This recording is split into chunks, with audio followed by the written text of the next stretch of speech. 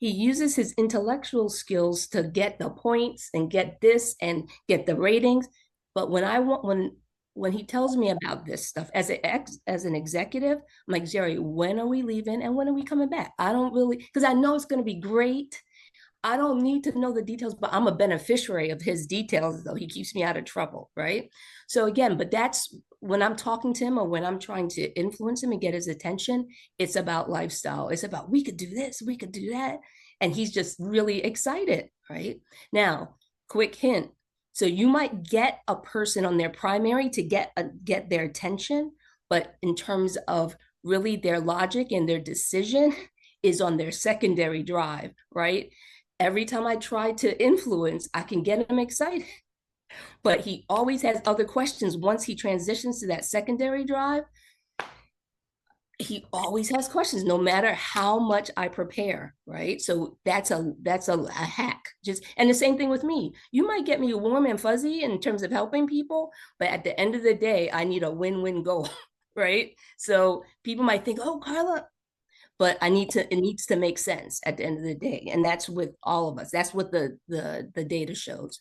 Relators, right? We love consulting with others. We'll work hard to get to make sure it's collaboration and consensus, right?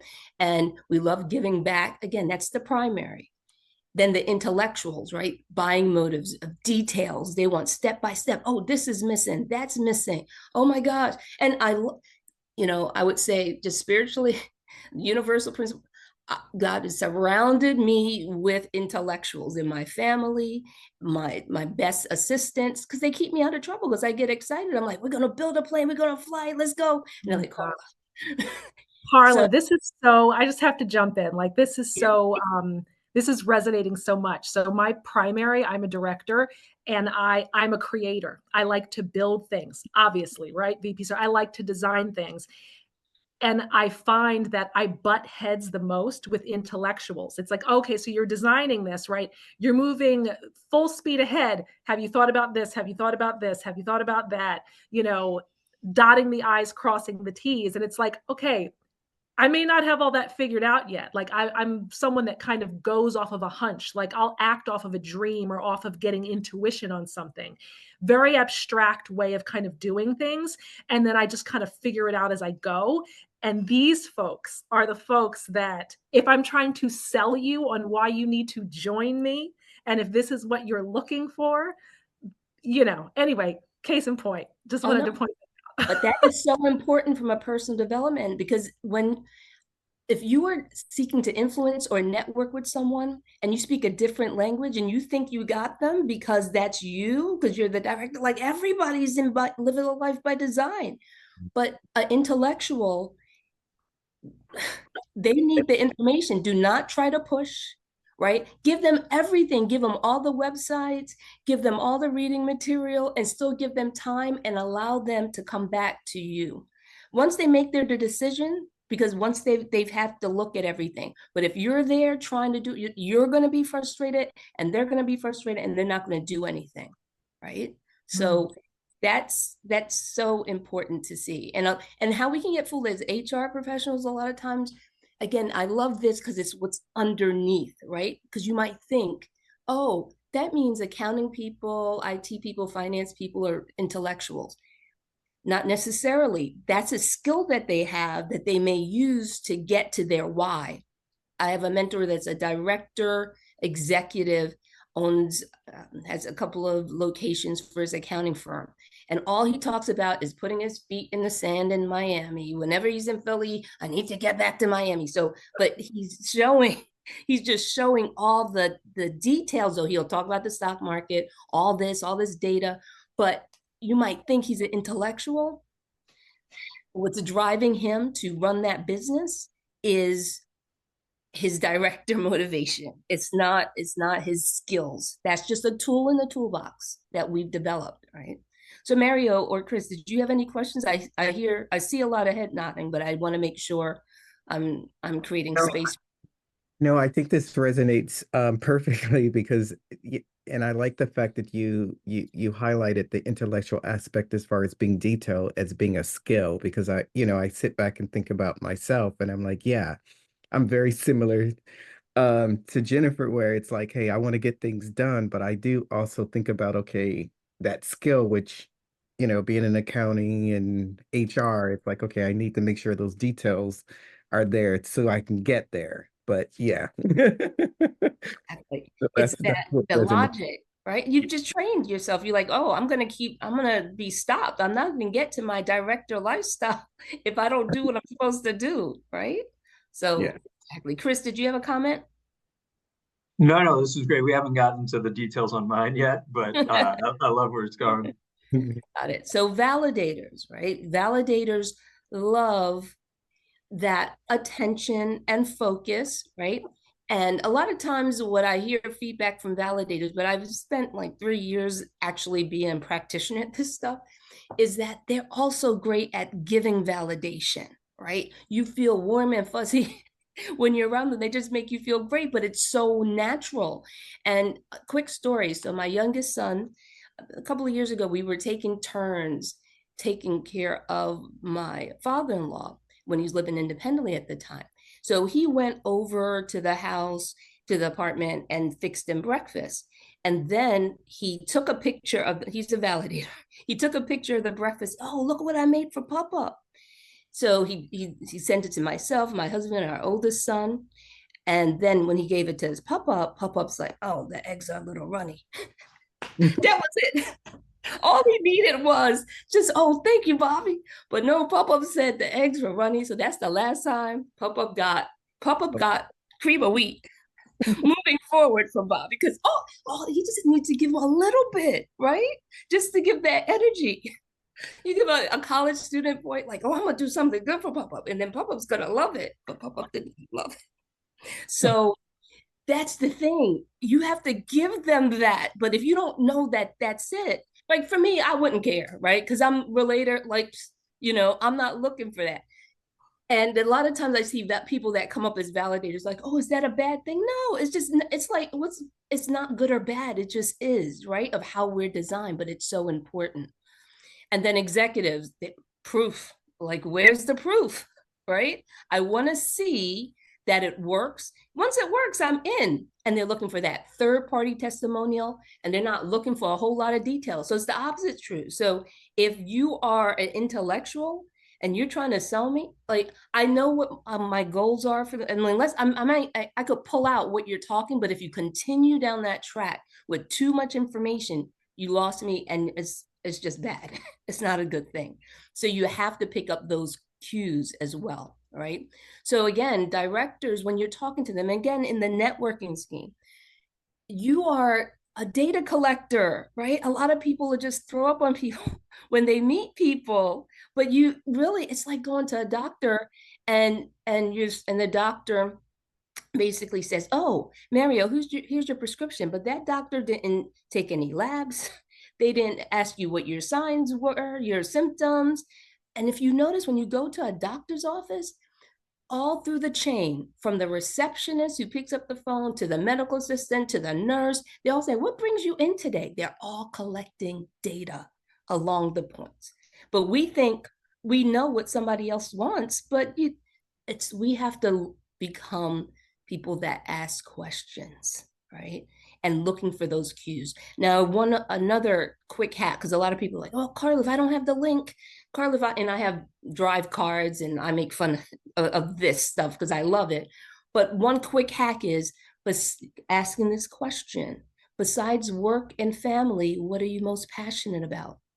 And that'll give you an indication of what other things that they really love, at least on the primary, right? Until you can get more data points, right? But directors, they enjoy a good challenge, love to feel free and independent.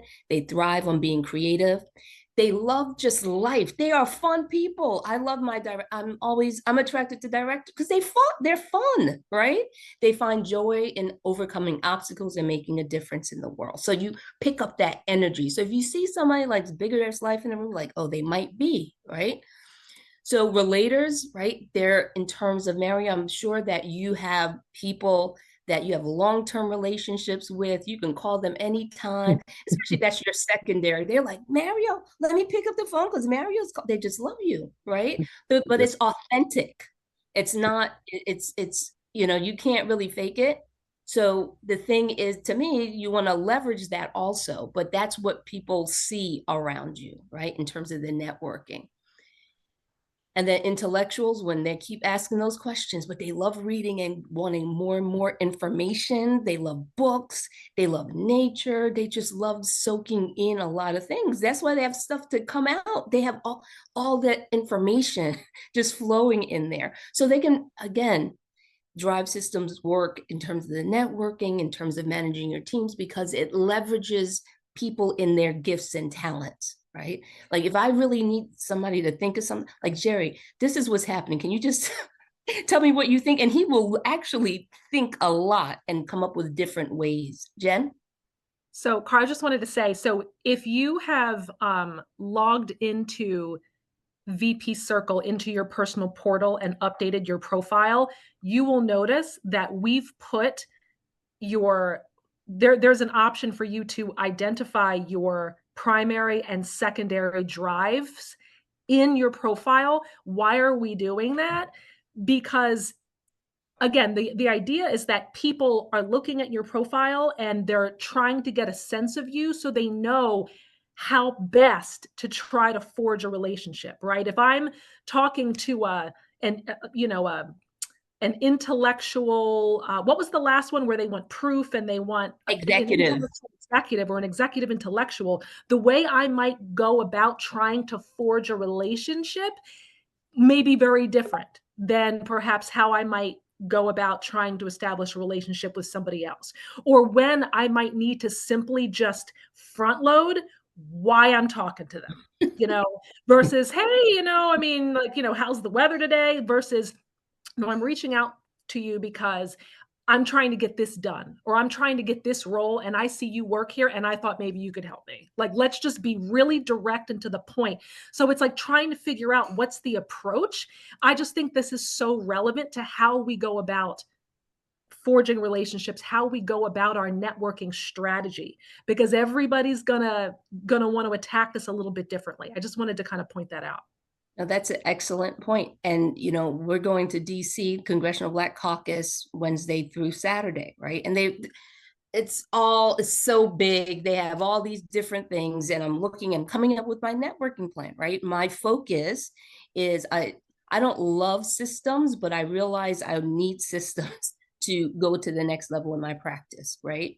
And one of my avatars for the career side of it, the business to business, is 12 to 16-year-olds in terms of in-depth assessments. So there's going to be a whole educational track there. So, but when I'm talking to educators, it's more, my assumption is going to be more relators, right? Now, the other thing I'm really, really leveraging is AI, right? And there's a few AI sessions. So I know I have my systems hat on more so when I'm engaging with that group. So that's the thing. I'm glad Jen brought up your networking strategy. Know where you are, right? I've spent 35 years working in government, and there's not an occupation you could name that does not exist in government. So I've realized that's part of my superpower, so to speak, that I can pivot, because I really intrinsically love all the different ways, whether it's I've supported blue collar, white collar, and I do just speak differently, just depending, right? So when you do that, I lead differently. I assess and then adapt. You have to really assess and then create that reassociation to know who you're talking to. Mary, you want to say something? Yeah, I think for me, just understanding, and I know we talked about like intellectual being a skill and being able to connect with those individuals as well. Um, but interesting enough, when I looked at the executive, and I was like, well, yeah, I see a lot of that in myself as well, but I noticed that was not one of my primary drivers, which was it's fine, but I'm just thinking, is that a skill that I've developed over time? You know what I'm saying? And Perhaps quite that. and quite honestly, we all use the three lower drives all the time. We have to adapt. To be a skilled professional, you are using it, right? It's just why I like this is the top, to Jen's point. If you're really looking to make that authentic connection, right? Mhm. It's saying is your real design, so you can really feel that power. It's not that you can't do it. Professionals, Mario, like most people say, I could do this, I could do that. They could, but I really want people in their genius zone, so to speak. I want what's really there. That doesn't mean you can't. It just means what is your preference, right? What really fuels you? And a lot of times with professionals also, we are not used to really being fueled all the time. So you see people skip over and they kind of lost their luster, so to speak, of really what gets them excited because they've just settled, I right? feel like oftentimes for many of us, we are such seasoned professionals that we've learned how to adapt our styles over the years. Sometimes it gets confusing. What is really what's driving us versus what do we naturally do based on the environment that we're working in and the people that we're working with, and we kind of know how we need to flex our styles to partner most effectively. So sometimes we're using them all because we've learned to, it's so complicated. You're exactly right, Jen. And, I would say what I'm most passionate about in that HR space is that career optimization, that career development. Because I've seen people just settle, they adapt. I guess I have to do this, right? But that's where the coaching and the creating intentional space for yourself happens, right? You're going to be great at or good at what you do, but what I've seen in the HR space when you do career development in the HR space as an employer, sometimes it's an intrinsic uh, conflict, right? Because like right now, I have a coaching client that's an HR executive in a nonprofit. She's going to be leaving after the coaching sessions, even though the employer is paying me. Like, oh, Karla, I didn't pay you to say, oh, Eureka, this is what I really want to do. But that's why part of, in terms of my business model is really making sure going towards organizations that are supporting their people independently, almost like a VP circle, right? Where can you go to find out who you really are, right? If you work for, like, say, at Amazon and you are having career development in Amazon, they're looking for career pathways for you within Amazon, but your real career pathways may not exist in Amazon. But if you are with the National Association of Accountants or Society for Human Resources Management and they are supporting you, then you have time to really be you. And that might take a while. Because like Jen said, it's like one of the poems, like you wear the mask. We're used to wearing the mask because we have to succeed in our roles, right? So validators, they are fun too, right? They enjoy small groups where they can be validated, they can validate others. You just feel warm and fuzzy. They're almost like a cousin to a relator, but they're more so looking for that other positive attention, but they're giving it. It's so they're more people focused, right? Than to Jen's point. If you're talking about, oh, why do you, it'd be so interesting if we separated individuals based on their primary drives of why did you join VP Circle, right? So the relators and the validators, oh, I love community. It's going to be great. The executives like, oh, I need more deals. I need more return on my investments. So, and that's why it's always great creating those little communities because then they can just be free to speak on who they are, right? Not just what other people want to hear. And again, the executives, I mean, Mario, you're a business owner. You are an executive, right? Yes. Now you might have created that executive approach to make sure you live a life by design and say, hey, they're restricting me too much in corporate. So I'm going to start my own stuff. Hey, you know how to do corporate, but what do you really, really want? And you're like, okay, I'm going to have to do this and I'm going to work real hard and have that drive, so to speak, in terms of I have to develop those executive and intellectual skills. CEOs, they come up with systems to make sure that they're making money, right? You can't live a life by design if you're not making money, right? So that's really what it's, but like you said, it's kind of layered, so it gets mushy sometimes, but that's what allowing time to really assess that. But again, in the networking, and again, that's just the summary of it. Now, when I talked about Art and Walt, right? Art, well, Walt was Walt Disney, right? They were very good friends. And Art, if you know Art Linkletter, back in the day, he was like Oprah, right? He had a radio show, he had TV show, Kids Say the Darndest Things. So he's a validator. You're talking, Walt is, if you go to Disney World, and I bet directors love, well, my husband loved Disney World. Like any excuse to go. And I'm like, but if you know the themes of the rides and the games, it's like living your best life and just freedom. And that's what Walt was trying to sell Art in terms of that land. Look at the possibilities. You could do so much. Now, when he opened up Disney World, he had Art as the MC. Art likes people looking at me. He was basically looking and saying, look at all these people looking at me. He's not thinking about land. He's thinking about, where are the people? I don't see people in the land, right? So part of it is painting that picture. If you're networking to somebody, just because at the end of the day, people want to see really if the skill that we develop as networkers are really being able to speak that other language. Once you see that, right, it increases your opportunities to really have to interact with that other drive. But you have to figure what you are and then what that other person is, and then practice to do that.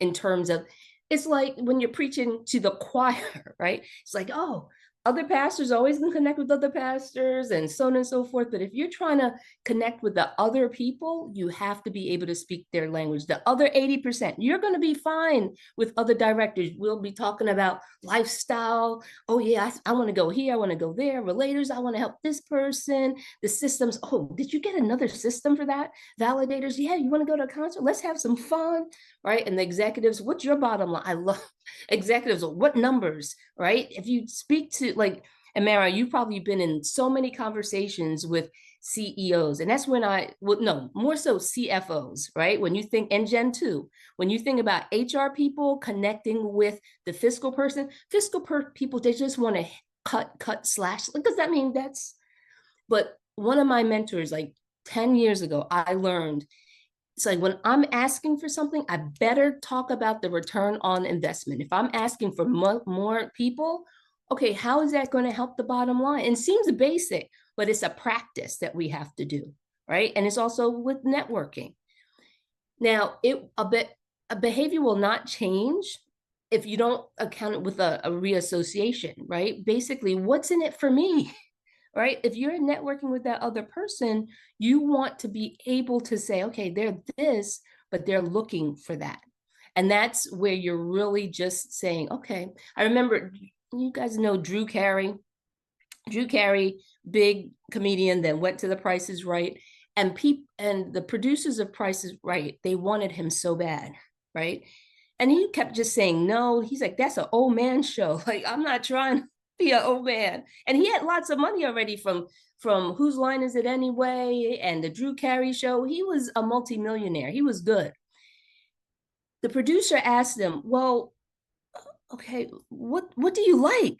And he's like, I like leaving big tips. And it's like, we give big tips every day, right? In terms of the prizes that they give away. So that was a reassociation from, that's an old man show that I'm not trying to be an old man, to, hey, I love helping other people and give tips. So he's been on there forever, right? We work for a living, so we don't really watch it, but we know the idea. So again, creating that reassociation, right? Now, I know we have about 7 minutes left, right? But think about when you're networking, you're thinking, it's not what I can get for me. What problems are you solving for the other person? Because why should they talk to you out of everybody else, right? So you've heard the rule, do unto others the way you would want to be done unto, but the platinum rule is do unto others the way they would want to be done unto, right? And how that works, you want to serve them on their drive, right? So in terms of being intentional. Now, directors, what are their pain points, right? What are they looking for? When they don't feel free and independent, right? It's like they feel stuck. Look at Jen's face, right? If they're not pursuing life's purpose, that's probably, Mario, what what drove you to start your own firm, right? And then if they're not experiencing life the way they want it, so if you, to the extent of networking, if you can find a way to, again, the primary is what's going to attract them to you, right? Now that's what we say in networking. That's the first phase, but we know the fortunes in the follow-up. And the follow-up is going to be finding out that secondary drive of really what's going to help close them, right?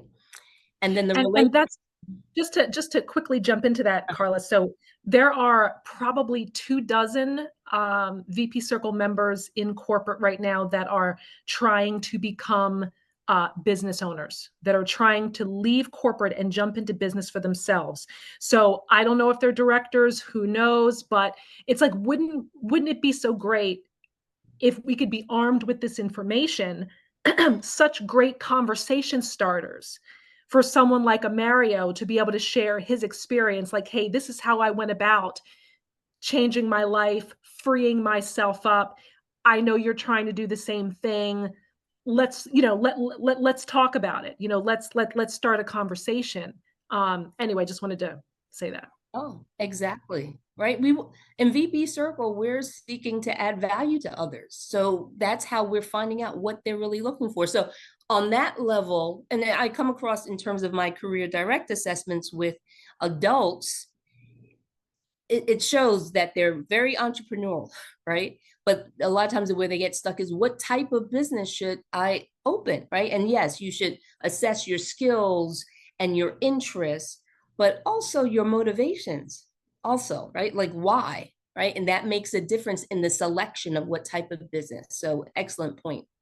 Relators, when they don't feel secure in their relationships, they don't have the influence that they want. VP Circle, again, the circle, having that community.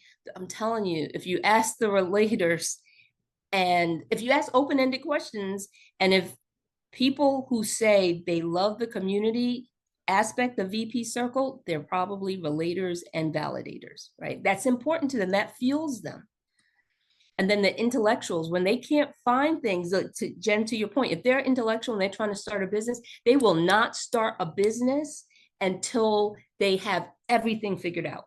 A director, they're like, we're going to start a business. We're just going to be out there. But intellectuals, they get stuck, right? But that's one way we can support them, right? So again, I tell people I'm a talent scout. It's like, I realize as that relator, I want people to feel whole, right? You don't need to be like me. I just want you to be the best person. I want you to optimize yourself, because life's too short, right? So what are your goals? But I see a lot of times with intellectuals, just get stuck because that's their design. They need to have the I's dotted, T's crossed. But how many people know that as entrepreneurs, you have to start.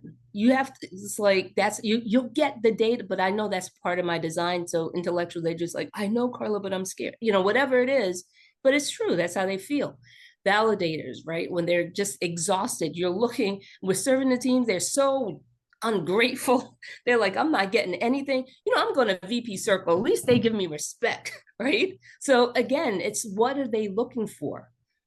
And when you're networking with someone, you're finding out what their pain points are. It's not the amen corner. It's like, all right, people have families, they have interests, they have work. Why should I make time in my life for you? And executives, when they don't feel like they're in control, where they have so many goals. I don't know what the first goal is. I know I want to accomplish goals, but I have to find a way to parse. They're not happy, right?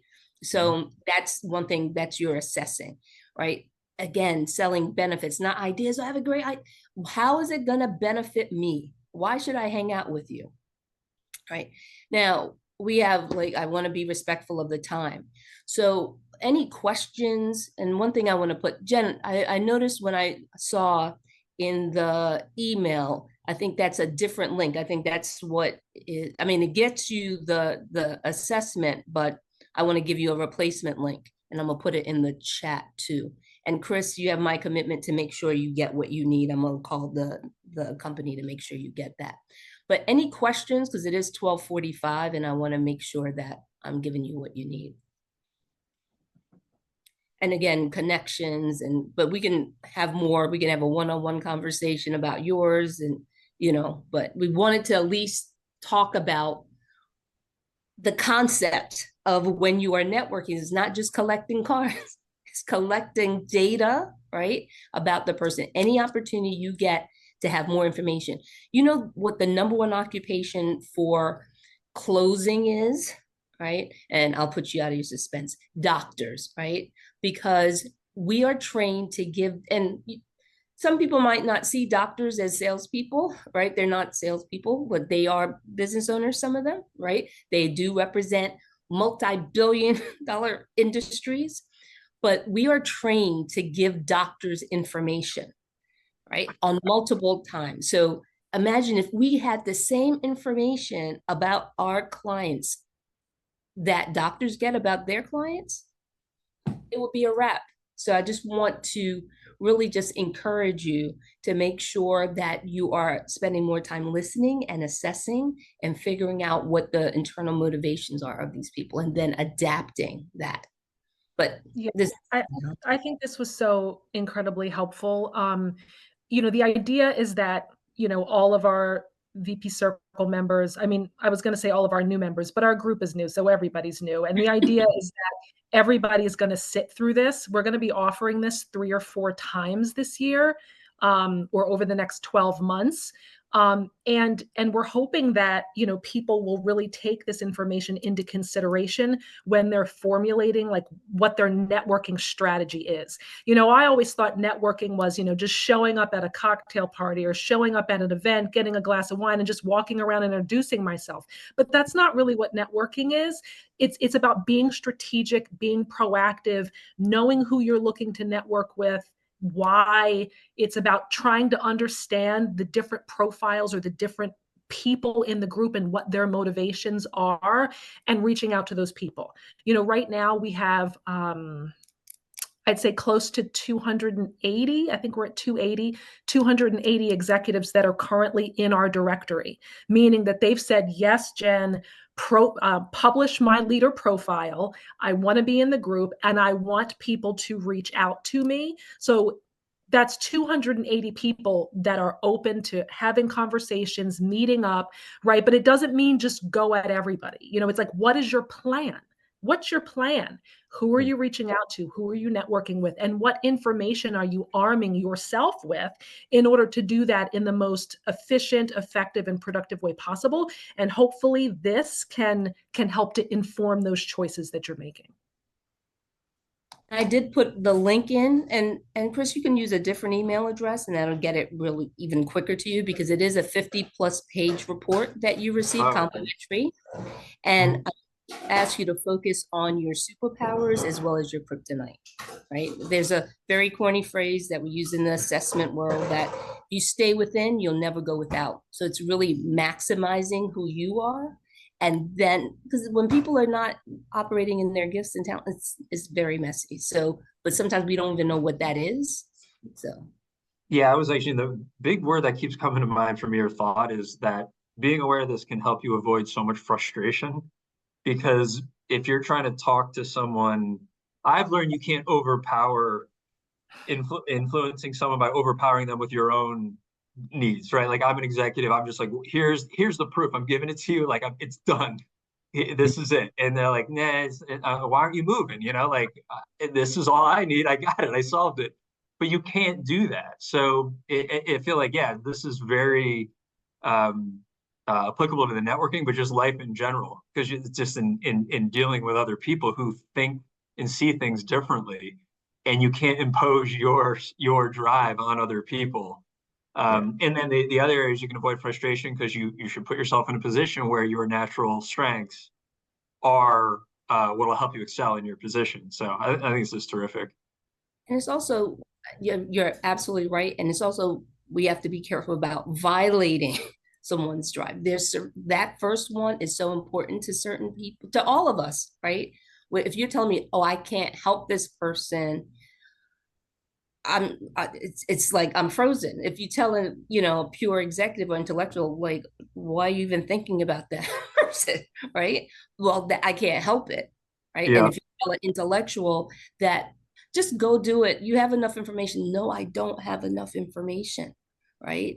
So it's the violation and it's also serving it, right? So no, thank you for Absolutely. this feedback. Now this is, I agree. Like this was very helpful. I mean, going back to Chris's point and thinking about in life general, I was just going through those buckets and thinking about so many people I interact with on a daily basis, and like, oh wow, now I understand them a lot better. You know, being that director, I'm just trying to get some things done, and I see how, okay, I need to adjust my style a bit, you know, especially the Yeah. validators for the validators. Yeah. Yeah, that's such a good point. Like when I look at the profiles and as we've had these conversations, I see like, oh, okay, my challenge, my biggest challenge is figuring out how to effectively sell to or Mm, interact with intellectual executives or executive intellectuals. That mhm, is my profile of challenge. So it's like from a developmental perspective, what do I need to do to be able to communicate more effectively with individuals that possess those primary and secondary drives, you know? Um, Intellect, I mean, I've had so much experience in doing that. It's first, it's like slowing it yourself down as an executive to intellectual.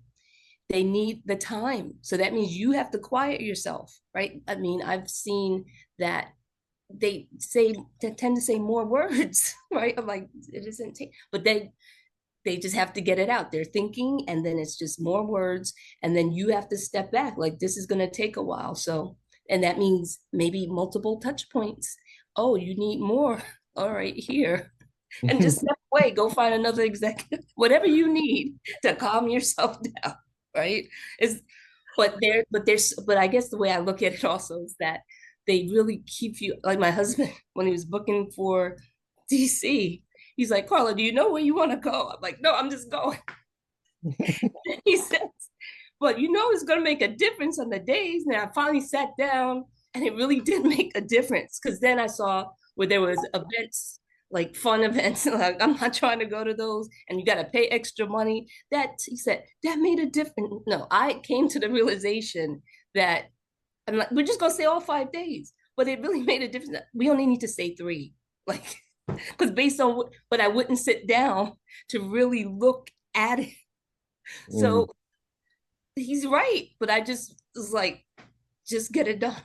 But mm. it costs things in terms of like engineers, people that are really trying to do the good thing and have not have a broken foundation, right? So I respect it up here, but in my design, I'm not going that way. But I keep seeing the evidence that they're right. But it's a balance because sometimes you just got to move. Like then, if somebody doesn't take action, stuff won't happen either, right? So it's a balance. That's why it's complex. Yeah, this was great. and I'm so glad you liked it. Karla, thank you so much for imparting your wisdom this afternoon. And if you guys are interested in more information about the drive assessment or want to talk through it, please reach out to Karla. I've put her email address and her profile is also in the chat. For more information or to view any of our other upcoming events, please go to vpcircle.com and select what's on at the top of the page. We do have a networking event, our first speed networking event of the season tomorrow at 7 p.m. So hopefully you can hop on and meet some of the executives in the group and we can give our networking skills a turn here and see how it goes. And that's tomorrow at 7 p.m. And it is the first one is complimentary for current members and prospectives who are curious just to see what this is all about. And you can register on the website, click on what's on, and you will see that event listed tomorrow night at 7. So thank you all. Thank you. In the chat, if you see people putting in hearts and all this kind of stuff, love emojis, they're probably relators or validators. Yeah, oh, that's so true. That's so true.